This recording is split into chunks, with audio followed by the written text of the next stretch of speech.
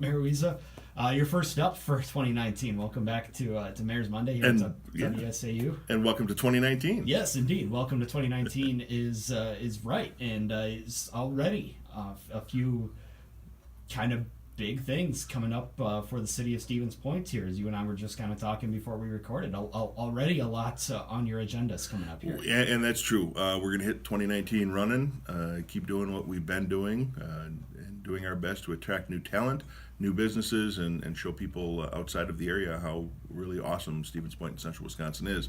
Tonight we have our first Plan Commission meeting of the year, and on there is a review of a conceptual drawing for conceptual design for a project on what we know as the Lullaby site. It's a former site of Lullaby baby furniture. They made children's furniture, and it's been vacant for several years. It's about a little over a 4-acre site. We have a developer who's come forward with what I think is an extremely unique idea, and we're going to be discussing that at the Plan Commission tonight. If your listeners want to check out more, they can find it on stevenspoint.com and go to the Plan Commission agenda. It's a mixed-use development, so it's right off of Center Point Drive, which is adjacent to our downtown, but it also, the other side of the block, abuts a residential neighborhood, so you don't want anything that's too intrusive there.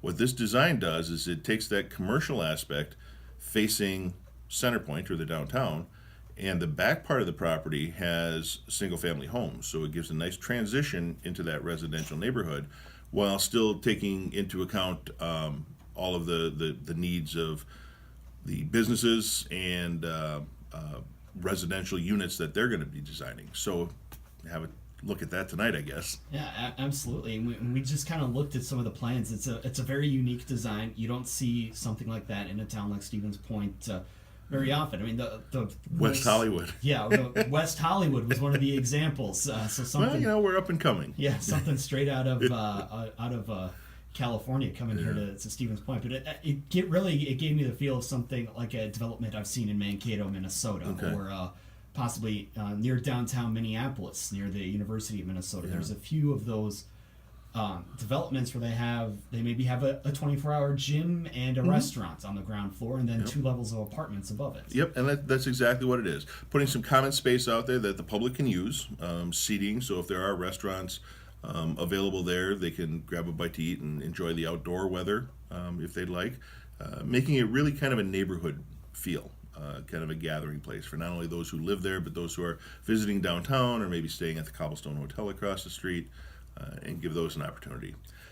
Which kind of coincides with some of the other things that we're doing. We recently received a grant to do a study, kind of a strategic plan, for not only our downtown area, an extended downtown, but our North Division Street corridor, where we're kind of looking for a new vibe and seeing what we can do there. So we're having our very first public information listening session and presentation, and that's going to be on, I believe it's a Thursday. January 17th is the day, and it's from 6:30 p.m. to 8:30 p.m. in the community room at Mid-State Technical College.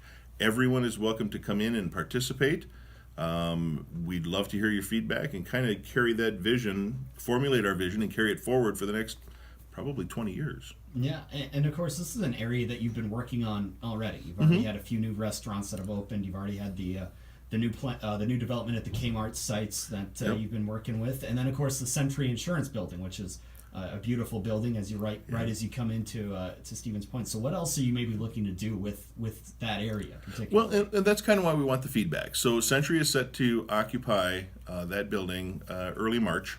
The Kmart site, the fence is going up this week, so construction should be starting soon for that development. But there is that whole stretch from, say, 4th Avenue up to Maria, and then kind of a different vibe from Maria north to North Point.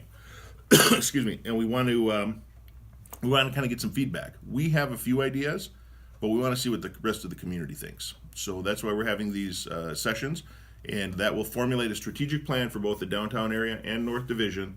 And it's going to be a several-month process, but we want to make sure we cover all the bases. Yeah, there's no such thing as a bad idea, right? When it comes to planning things like I don't know this. if I go that far, but and it works out great. We have a lot of cool things going on downtown. Ruby Roasters is going to be opening anytime now. They're going to be doing their coffee roasting operation here in Stevens Point, and have a restaurant feature to it. That's going to be a huge enhancement to downtown. The development that we're talking about tonight at the Plan Commission, some of the things on the North Division Street corridor have all really kind of been north of that Maria Drive. But that's not to say we're not looking at options south of Maria Drive from 4th Avenue to Maria. So we want to get feedback, and we want to see where the community thinks we should go to help best guide us when we make our decisions. Yeah, absolutely. We'll look forward to what comes out of those discussions then, because you never know where these ideas can come from. Sometimes they come from all areas. Speaking of ideas and things for the continued growth and development of the city, let's look at a few months ahead to the warmer weather and summertime. You were just told me the concerts, the live music, it's coming back again for another summer. Yeah. So there's this Levitt AMP grant, and starting November 1st, people vote on which communities they want to see this award go to. And then they take the top award or top vote getters and issue grants to provide live music in an underutilized space.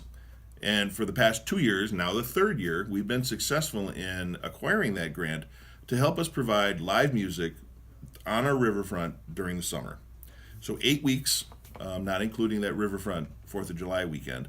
But Thursday nights, down at Piffner Pioneer Park at the Bandshell, we have live music, and it covers a broad spectrum of the genres. So everything from soul, R&B, pop, hip hop, maybe even some native styles of music. And every Thursday it happens, and it brings out people. They enjoy the weather. They pull up a lawn chair. We do different things. Last year we had poetry readings between acts. They've had food down there, beverages, some of the things that we're hoping to do this year. We're kind of working on maybe a Points Got Talent act to do between acts, and maybe setting up a beer garden, something a little more permanent, since the riverfront is now being utilized. Wednesday nights we have City Band, Thursday nights we have the Levitt AMP series, and then Friday, Saturdays, Sundays are usually some sort of festival or other live event down there. So it's getting used a lot more, and we're real happy to see that. It's bringing people down, and we're also looking at doing some improvements to the riverfront, because right now we don't have like a dock system. We don't want to ruin the aesthetic beauty of our riverfront, but we want to give people an opportunity to bring their boat down and enjoy an evening, maybe grab something to eat downtown, listen to the live music before heading home. So in conjunction with the Association of Downtown Businesses and our Cultural Commons area, which is kind of a park within a park, I think we've talked about this before, that should be completed next year as well, or this year I guess, 2019. And we're going to put a dock down there. So we will have just a mooring station where you could probably fit 3 or 4 boats. So if someone wants to come down, they can tie their dock off, grab a bite to eat downtown, listen to live music, enjoy the park, whatever it happens to be. We're going to see how that works. And maybe continue that process too. Give you a great parking spot right down there. It would be. Well, it would be a nice yes. Yeah, and these concerts and a lot of the things that you're talking about in there are really bringing people together and things like that. I mean, obviously the thing that catches my attention is a beer garden, because you've got a lot of great craft brewing companies. Oso's going to be moving in here within the next year. You have the Point Brewing Company. Seems like a great way to just showcase a lot of the things that go on right here in one area. Yeah, and it is. And people need to use that responsibly as well. We don't want it to turn into something that isn't what we envision here for Stevens Point. But if you want to come down and enjoy a couple of craft beers, we want to give you that opportunity. Not to mention the food. We've had local restaurants providing food. The Main Grain Bakery has been providing several different menu items each week during the Levitt series. We've had small startups, Siren Shrub, which if you haven't checked them out, you should check out Siren Shrub. They do sipping vinegars, so you can mix those in sodas and water drinks, lemonades, and add a little flavor to it. Plus, it's kind of healthy for you, from what I understand. That is true. But they were able to showcase their product at one of the Levitt AMP series, and we have children's games, and there's just such a variety of activities. It's not just come down and listen to a band. There are literally things for everyone to do down there. So I would encourage you to check it out this summer, and the lineup will be posted relatively soon. and get you ready for summer. Yeah, absolutely. One more thing before we let you go. Speaking of summer things, the parklets were back in 2018, and you're looking at maybe doing some more things with them in 2019 as well. We are. So that's one of the things on the agenda for tonight. We're going to continue those discussions. For those of you listeners who may not know, a parklet is kind of just a small pop-up park. And most places use a current existing parking spot for that. So you take an existing parking spot, and this would be in our downtown area. With permission of the business owners that are adjacent to it, we would turn that into something that's not a parking spot, a parklet.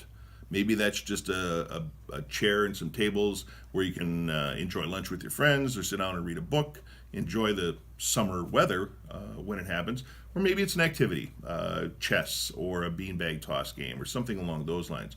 But we want to establish an ordinance that kind of oversees those. We've had the Parklet program active for a couple of years now, and weather permitting, it's successful. So we want to try and make something a little more permanent where we don't have to approve it every single time.